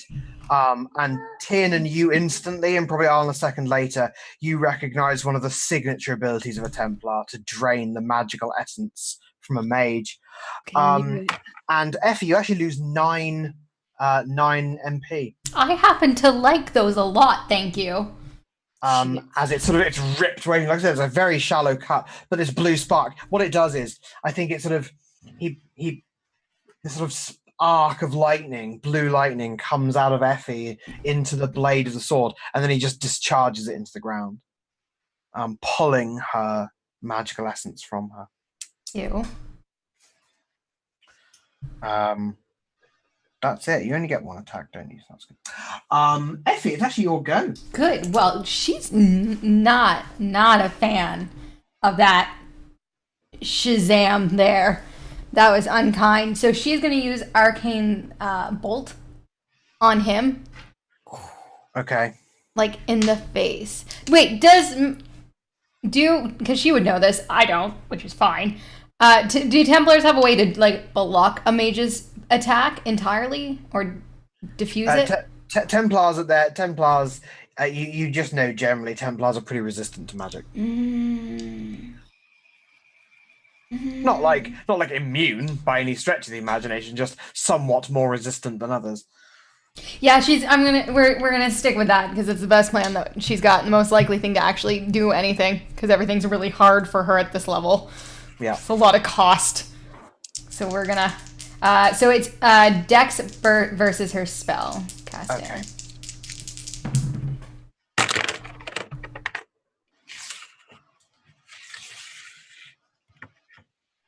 She got a 15. Okay, so that successfully casts it. What do I have to beat for what's your thingy, your spell power? So I think... Is magic so complicated? Someone help me. Hang on, 2 seconds. I can do this. We cannot help you. None of us are mages. Off the top of my head, I think it's 9 plus your magic score, but I might be rendering. I think that's correct. That would be what I... Yes. I think he has to beat 15. He has to beat 15. Yeah. So he actually, somewhat bizarrely, most people wouldn't bother doing this, but a Templar is trained to. He actually goes to try and block it with his blade, but he doesn't raise it in time, and you strike him fully. Ha! Suck it. All right. So then it's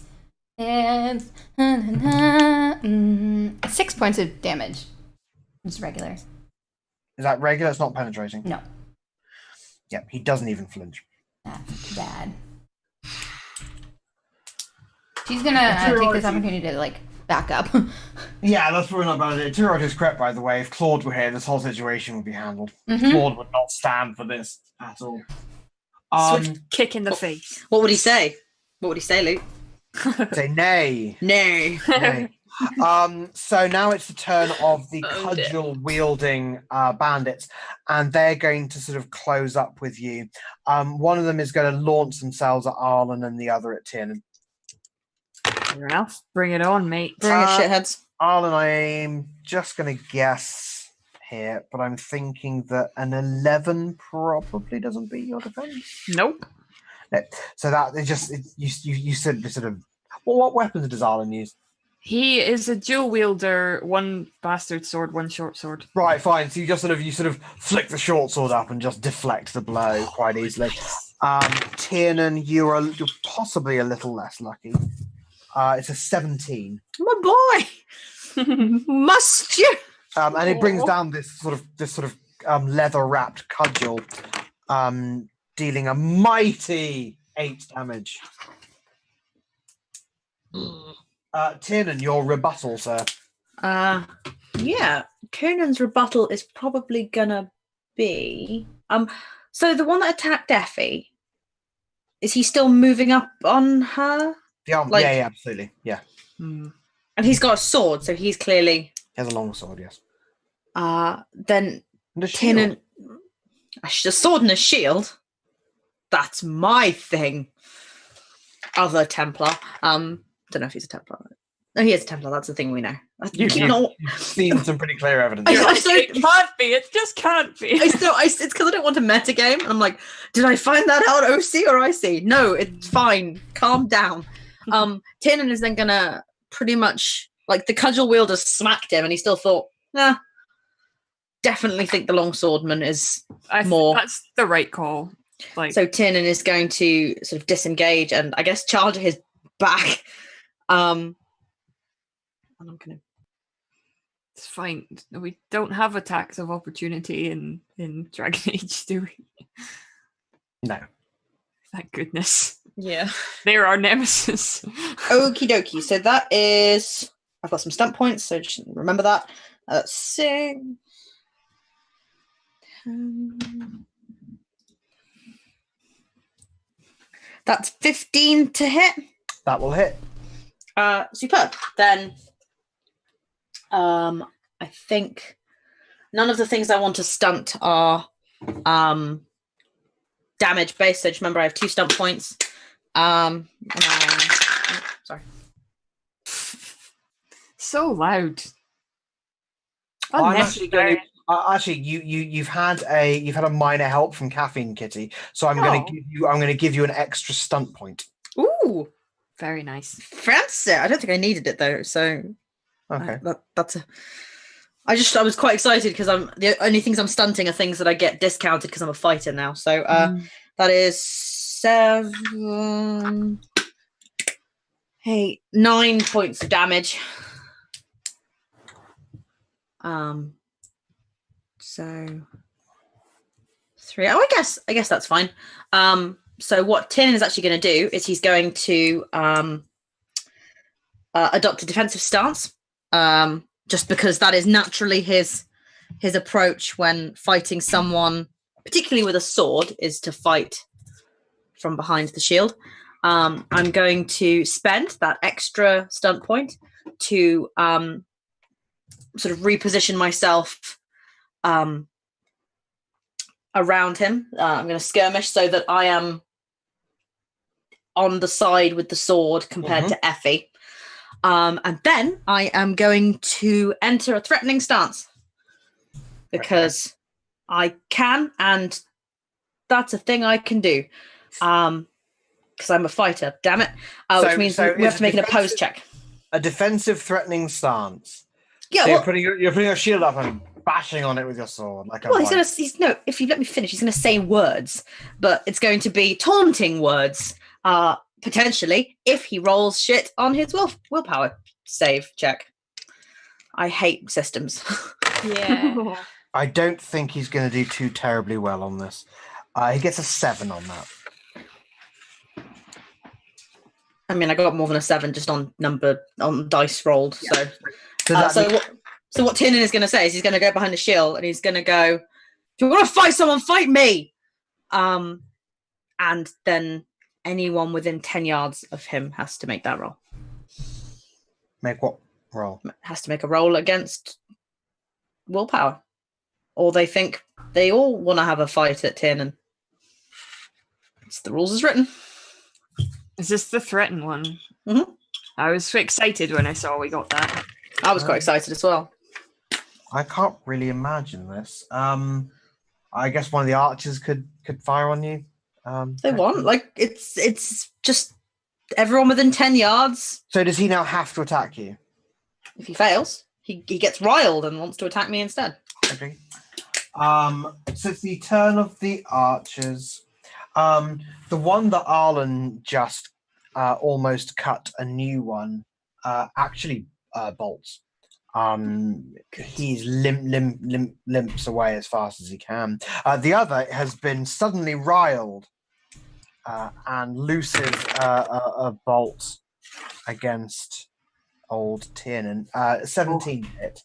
He's going to regret that. Yeah, that hits. It's a hit for 13 points of damage. Ooh.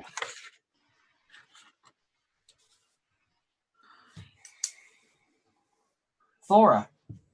Yeah, I'm backstabbing the one trying to harm my boo Effie. So you gotta make a perception roll and beat my dex roll. Okay. Please.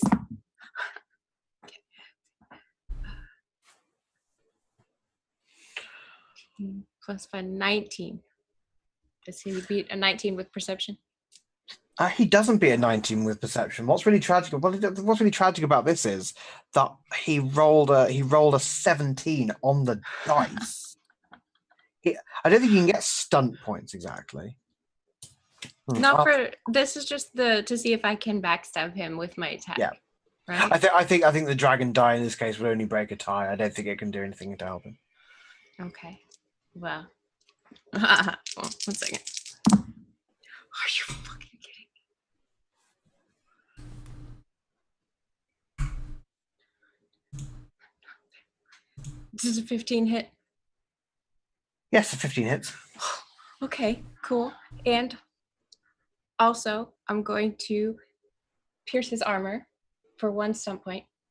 So his armor rating is going to be halved For my damage. Like forever, or just against this roll? Against this roll. Oh, right, perfect. And I can, instead of knocking him prone, I can knock him back 2 yards somehow. Yes. Okay, so I'm going to damage him now because I'm real mad. Please. Okay. So that's 11, 12, 13, 14, 15, 16, 17 damage. Oh. I rolled so. Oh God, yeah. It's almost max damage. He's definitely what we would if we were playing D&D call bloodied. Oh, good. I think I see a bit of his spleen. And then I'll use my minor action to put another bolt in the crossbow and wait. Lovely. Wait. Arlen.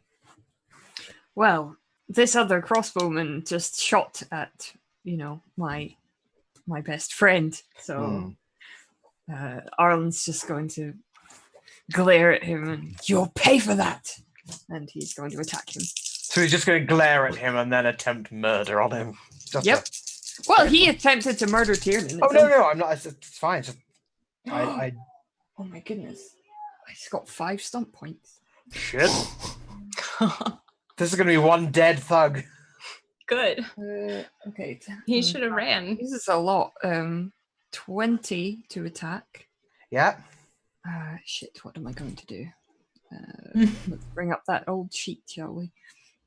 Okay. So I'm hoping that I can, bloody this guy enough that I can do a dual strike and go and attack,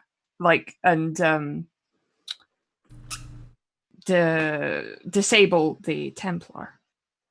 So yeah, I'm gonna do dual strike.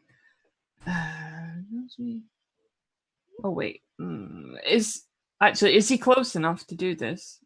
The Templar. How big is this fighting place we're in? Is everyone quite close? No, not really. What's the thing with dual strike? Do you have to? They have to be within. No, it's not within 6 yards. Okay, shit. Okay, let's see. What shall we do? Fuck. Sorry, this is a lot to. Maybe I should just. I'll do a mighty blow because I'm really pissed. Damn straight. Can you do a lightning attack too? Yeah, I can. Yes. Right? Yeah, actually, I could do a lightning attack afterwards. Okay. Oh my god. I mean, it may not be necessary, but. Oh my god. 12 plus 13 plus 6. 19 damage? Yes. Yeah. Okay, I'm gonna level with you. I just murder a guy. Well, look, I mean, I think this is one of those systems where it's kind of up to you. You do enough damage to render him unconscious. I don't think you can instantly kill him with that, but you get him. Yeah. You can either get him down and bleeding or just down. I'm going to leave him bleeding on the floor. Okay. And then I guess make a lightning attack on the Templar. How does that work? Christ. Or is it the same problem with the dual strike? It says within range and sight. So, oh no, I need a loaded missile weapon. Shit. Can I do anything else with these last 3 stump points? You can threaten. Oh, I'm gonna take a. Yeah, I guess I'm gonna threaten as well, and move towards the Templar. Yeah. Yeah. I'm not sure what he does. He's just in a blind rage, so he's just gonna like yell and run at him like "Rah!" It's the turn of the It's classic Templar. Arlen move. Templar has to attack Tiernan, doesn't he? I think he has to Yeah. roll something. Or did he already fail it? He's already failed. He long since failed that. He attempts an attack against you, sir. It is a 15. That's a success. He swipes downwards with his long sword. It's kind of like he's sort of like trying to swat you away almost. He's definitely still focusing his attention on Effie. It's 10 points of damage. Quite a swat. How dare. Effie. Mm-hmm. So the one that Thora took out is not down, just very bloodied, right? Well, no, I attacked the guy attacking you, the Templar. Yeah. Oh, okay, well then she's just gonna shoot the Templar again, but hopefully this Yeah. time it goes better. Yeah. Same thing. Yeah. I'll roll So- my dexterity. Ooh.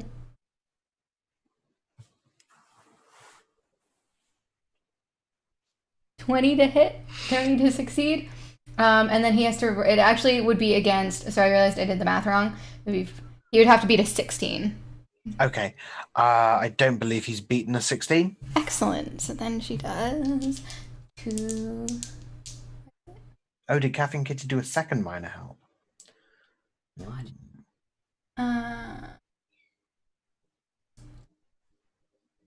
I'm sorry, Caffeine Kitty. I didn't notice a second minor help. I will.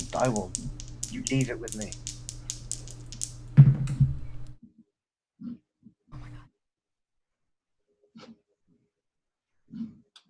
Be 15 points of damage. Okay.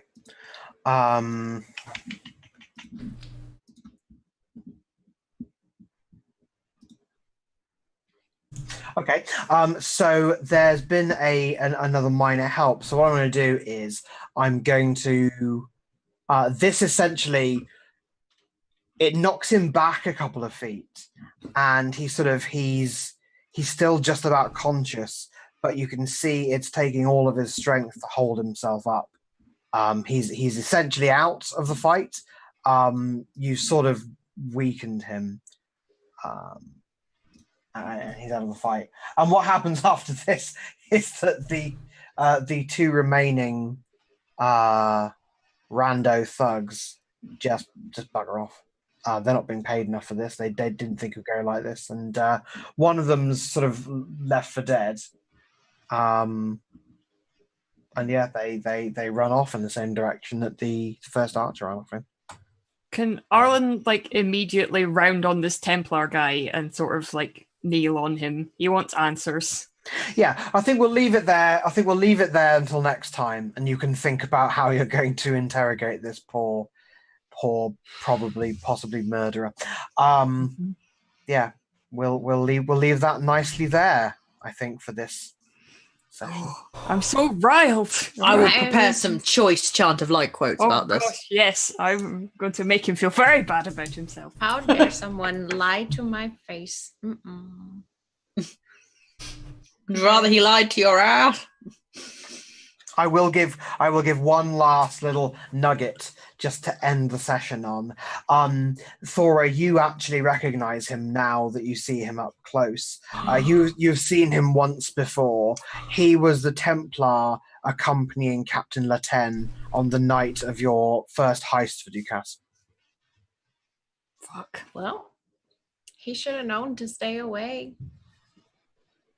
Boo. Oh, I'm so mad. Boo. So can you see how red I'm getting? Like, I'm so mad. Boo. So yes, thank you for that. You got a lot done. You did really well. Grumpy sip. We're going to be doing some weird stuff next time. Ooh. Oh, Okay. Why? Oh goodness! Oh goodness! Well, how You know who you're talking to. What a filthy implication! And here I'm so innocent. I don't understand the reference you just made to naughty things I don't want to know about. we're doing some kinky shit next time, and we're going to split the party in a really major way. Ooh, Oh, can't spell major without Arlen- mage. Arlen really wanted to be wrong. Oh, fuck. This is gonna be tough. It's hard. I'm so riled I can't even do a fun, breezy end card praxis ramble. Tell us how mad you are on Twitter. Follow our handle at @ityoukrew and just tell us how mad you are. And make some jokes. We like. Want to hear all about how mad you are. Don't forget, it is still Trash Jam season. Trash Jam will be running until the end of September, and it is open to everyone, not just us amazing members of the Trash Crew. In fact, hopefully not just us, because we've had lots of things from other people, and we've got more we're going to be doing. But if it's just us from now until the end of September, then it'll just be very, very sad. Oh. I mean, sad in a lovely way, like the way family game nights are a bit sad, but they're really nice. Okay. I don't want to do this anymore. Fine. Aww. You know what? The Trash Crew is over. No more Trash Crew. No, don't say that. I quit. I'm done. I'm auditioning new players for my Dragon Age Sapphire. If anyone... I'm going to go downstairs and take your camera. No. However, not just people who are involved in Trash Jam or people who are in the Trash Crew, but we would like to offer our heartfelt thanks to those who follow us on Patreon. Our Patreon is patreon.com/itucrew, where you can vote on up and coming trash games, see previews of art as they're coming, get exclusive things such as music and behind the scenes nonsense. Also, the other members of the Trash Crew can't see the Patreon, so sometimes I post things just to troll them, and that's very funny, but only for me and a niche group of people who enjoy trolling the Trash Crew. So basically, me and Interiority have a good laugh about what a troll we are. But the names of some of these patrons, you ask? Ho! Let me tell you.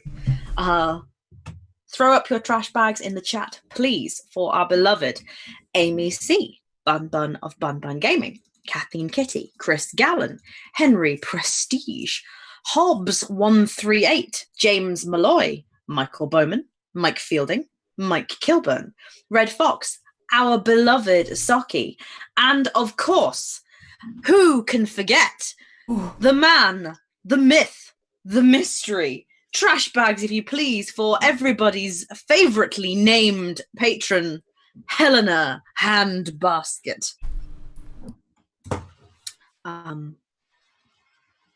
So if you want to join this list of amazing people, or if you just want to be better, if you want to throw up if you want to have a better name, if you want to have a name that you want to hear me say in a dramatic tone of voice, then head over to patreon.com/itucrew.